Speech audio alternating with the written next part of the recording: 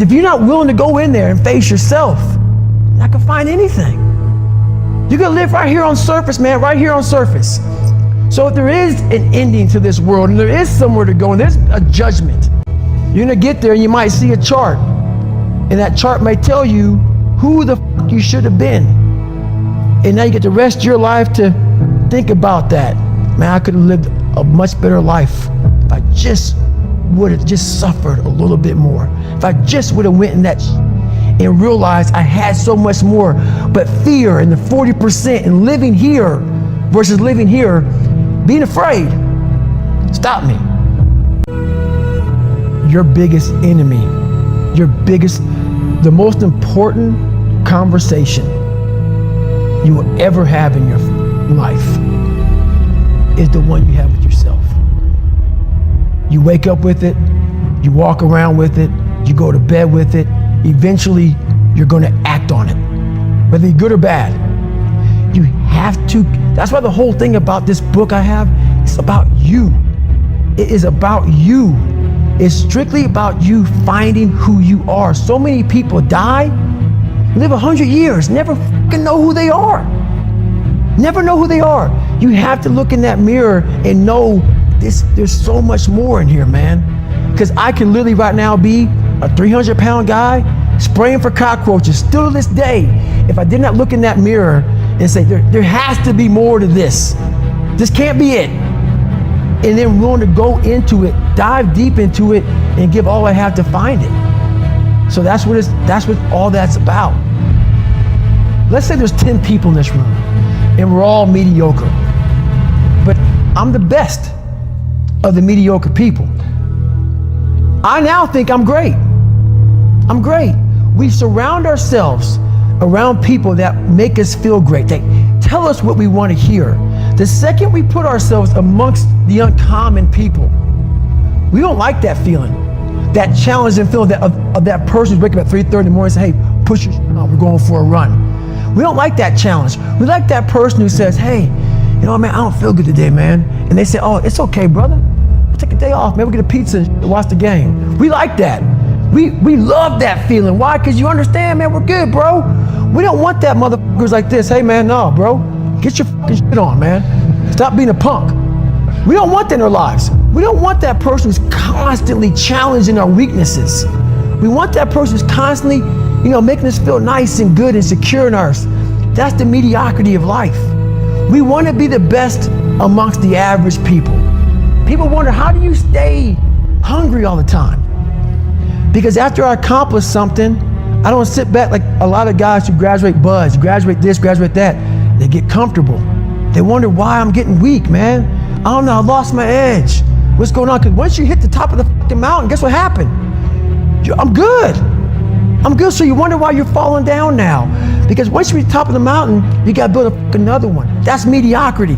There's a lot of people in mediocrity who have a nice resume, but they're one-timers, man. They hit a one-time deal, they busted it open, got a lot of money, but they're good. You're mediocre now, man. What are you fucking doing today, tomorrow, the next fucking day? That's why I don't listen to theorists. I don't listen to all that bullshit.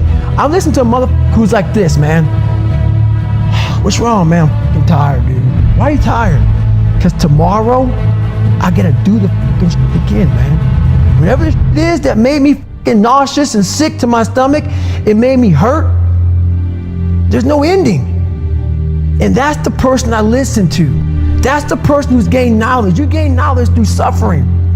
And on the other end of suffering is a world that very few have ever seen. It's a beautiful world because that's where you find yourself. You don't find yourself in over here. You find yourself on the other end. Like the 100-mile race I was on, I ran it for 24 hours. I found myself on the other end of that race. That 19 hours, I found, wow, there's a whole nother world out here that I've never even saw, but the world's in your mind. And that's what all that mediocrity is about. The mind has the tactical advantage over you at all times. At all times of your life, the mind has a tactical advantage over you. Why is that? It knows what you're afraid of. It knows your insecurities. It knows your deep, dark lies. And it starts to push you away from that. It pushes you in a direction that is comfortable. The mind controls everything. So what I realized was that when I was growing up and I was 300 pounds and I got all fat and I got all insecure, I realized that my mind kept taking me in this direction. When things got uncomfortable for me, when I was facing my insecurities, when I was facing my fears, my mind said, oh no, we got the tactical advantage. We need to get you, separate you from this feeling over here. Life's all about feelings. We want the happy feeling. We don't want that feeling of this sucks. If in that moment, you can answer those up questions and you are now in charge of your brain versus your brain ruling you, that's where all that stuff comes from. So the 40% rule is all of that. You get to 40%, your brain says, we're done. Let's roll, man. This is starting to get painful. This is uncomfortable. So you sit down. You have to figure out ways, and everybody's different. That's how the book kind of talks about, like we all have these things about, 5 steps to this and 4 steps to this. It's a lot more than that. That's all bullshit. It's a practice that you have to, it's a habit. So if you know that at 40%, I'm feeling pain. At 40%, I'm feeling pain. That's where the 40% rule kicks in. Now it starts. Okay, I'm feeling pain. My mind's saying all this to me. It's saying, get out of here, run, flee. The fight or flight kicks in. Okay, we're done. We're not good enough. It starts telling you all these things. You start to believe it because the mind controls all. This is the time where you have to gain control back of your mind. It's okay.